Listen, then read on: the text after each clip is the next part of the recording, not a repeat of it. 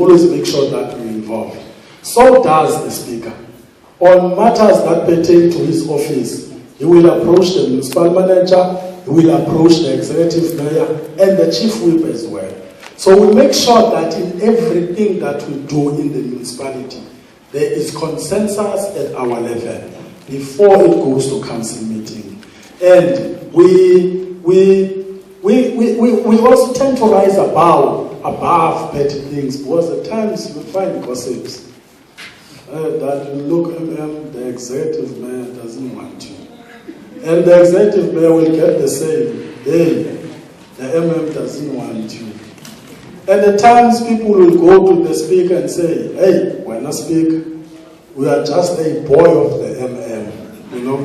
So you see what people want to do, they want the speaker to react and prove to them that he is not a boy of the by sharpening contradictions. So we always try to lessen contradictions, we trust each other, and we communicate gossip. And if you gossip about Tantsi to the mayor will tell you. And that's what I do as well. And that's what I do to the speaker. If you come to my house to talk about the speaker, I tell the speaker. So we always try to minimize it. And lastly, as I treat all councillors equally, irrespective of the political parties where they come from. I always make sure that I treat them as councillors. I don't look at the faces where they come from. So that's the secret. Thank you.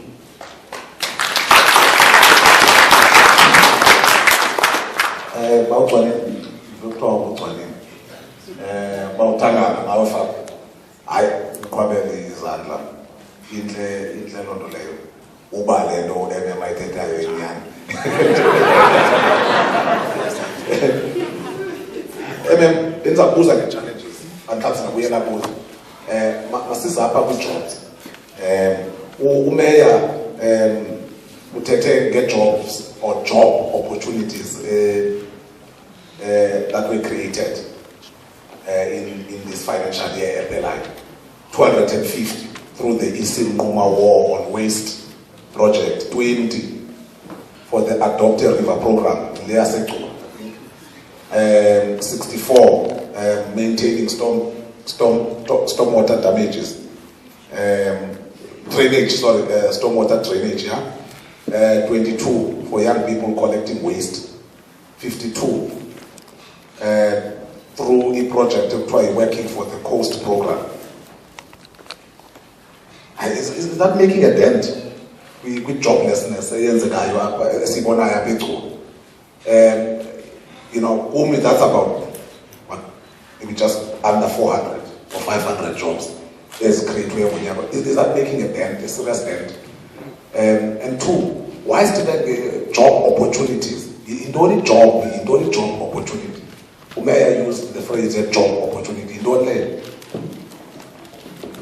Okay, thank you. Yes, we are confident that the job opportunities that we created, they are making a dent to our people. I know the dent which they are making may not be significant as we would want, as we would like it to be, but at least to an extent it is making a dent, because our approach is to make sure that out of 31 wards, whenever there is an employment opportunity, we take people from all the wards. If we are to take, for instance, on war on waste, the 250 people that you mentioned, we make sure that we divide the 250 people by 31 and you get the relevant figure. So in each ward, there is always a benefit. And our target is to make sure that we reduce the burden of unemployment right where people reside in the wards. And the tendency, that we're trying to avoid here is that people will make influx into the town. They will migrate to the town, hoping that they will get opportunities. Now our approach is that our people must understand, irrespective of where they are, in rural areas, in the townships, wherever they are, the municipality will always create equal opportunities, equal employment opportunities for them. Now, we have partnered with some departments. For instance, if you're talking about the war on waste, that is the Department of the Environmental Affairs, that at a national level, that has come on board to say they would like to assist in ensuring that we create job opportunities. If you're talking about a Dr. River, the Department of Water Affairs came on board.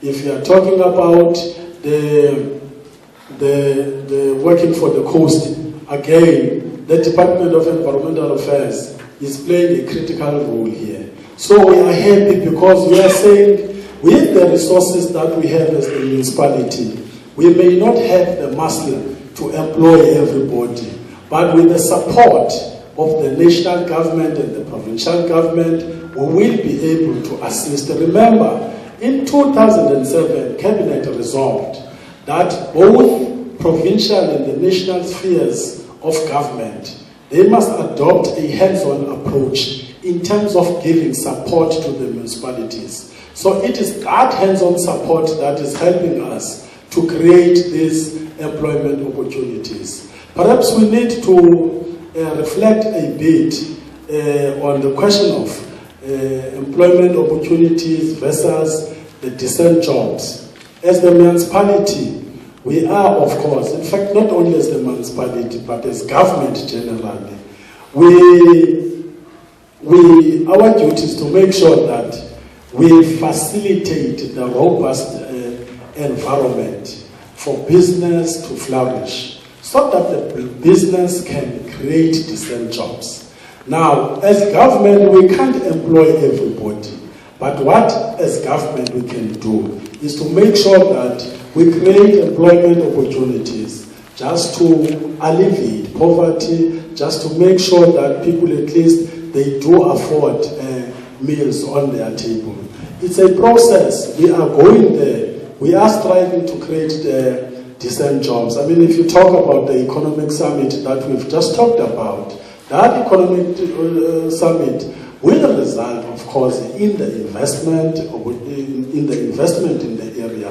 And once you have the investment, those are decent jobs. So I'm saying we are going there, but for now, let's create economic opportunities so that our people can survive. One way of creating jobs is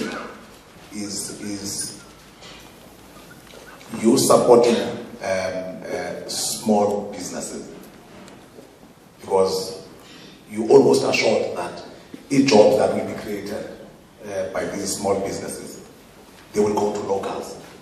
Premier in his speech, I stand to be corrected, he said 30% of the total spend on, or 30% of all procurement must go to local businesses. What is the situation in Mnquma? How are you supporting small enterprises? What percentage of imali you spend on procurement actually goes to local businesses? Yeah, look, I honestly may not have the statistics in terms of the percentages, but I am certain, and this is exactly what we are doing. We do support the local business through our procurement processes, and we continue to do that. But look, I think there is something that I must highlight here. I think it's the responsibility of us as the local state as well to deal with that challenge. Much as you would like to have a bias towards the local content in terms of the procurement, what remains a cardinal challenge is the quotation system. That in as much as you would like to assist local people, there are processes, there are tests that must be done in the bid processes. Now you find that quotations are exorbitant, and in that case you can't help. But in cases where people have quoted correctly, in line with the available budget, we always make sure that we prioritize the local people. Ukhona somabhizinisi local apha onongqelana no-MM athi hayi mna ndiyayazi le nto siyawunika umsebenzi apha ngexesha esacingayo nosomabhizinisi mandikhabe ndibuze enye umeya uthethe bethe sabuza kaloku u-MM nam nomeya nantsi netimu yakhe if not hayi MM yaphazama anisiniki namathuba okanye there is also nothing wrong to stand up and say no, sinazo challenges, but inyaniso is this, ikhona i-commitment. Siyafumana simo somabhizinisi. I think izamncedisa umasipala loo nto leyo so that angathethi yedwa ku-MM ungathi le nto ayithethayo ayikho. Umeya uthi lo nyaka uphelileyo you constructed and maintained a stretch of road, I think ude wathi 64 kilometers. Wazibhala kuba ziphi ezinantsika.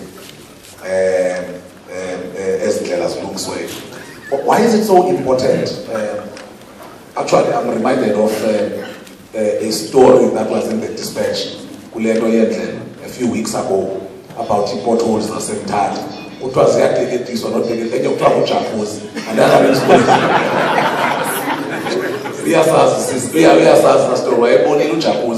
and why is it important that we spend the monies that we spend on maintaining our roads? Why is it spend so much? And two, if a lot of the money is spent, the money Masipala, the money Swami province, the money Swami national.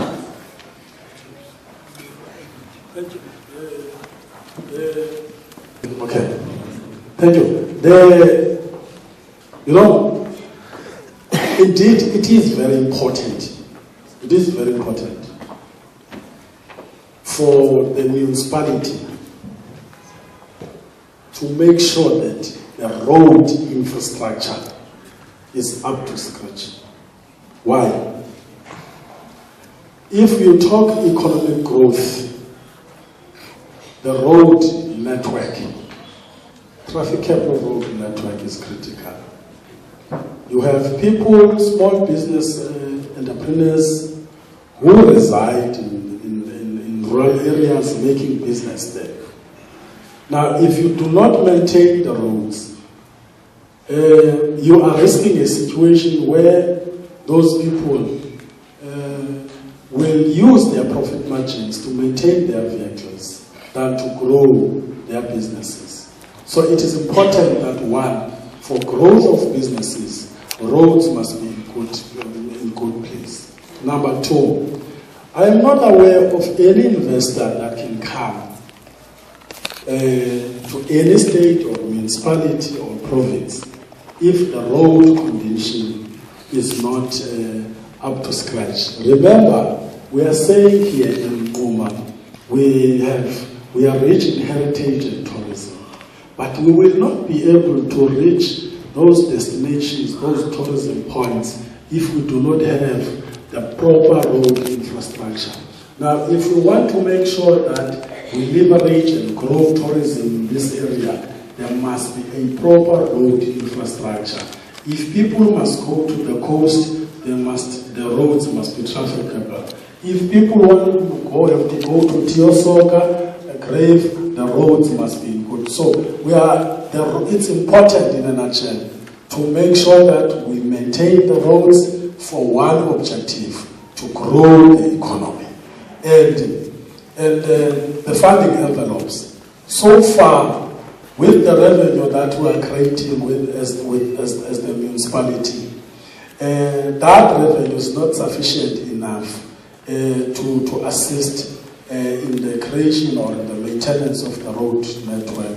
So we rely mostly from the equitable share, we rely from the municipal infrastructure grant, and it's difficult really because you'll have a situation where the rates are not properly paid and therefore you don't make enough collections for you to make proper streets and so forth and so forth. So I'm saying we are in discussion with the citizens, with the ratepayers to make sure that we properly improve on the rate paying management arena. So that's all. Utata Bai, Mike,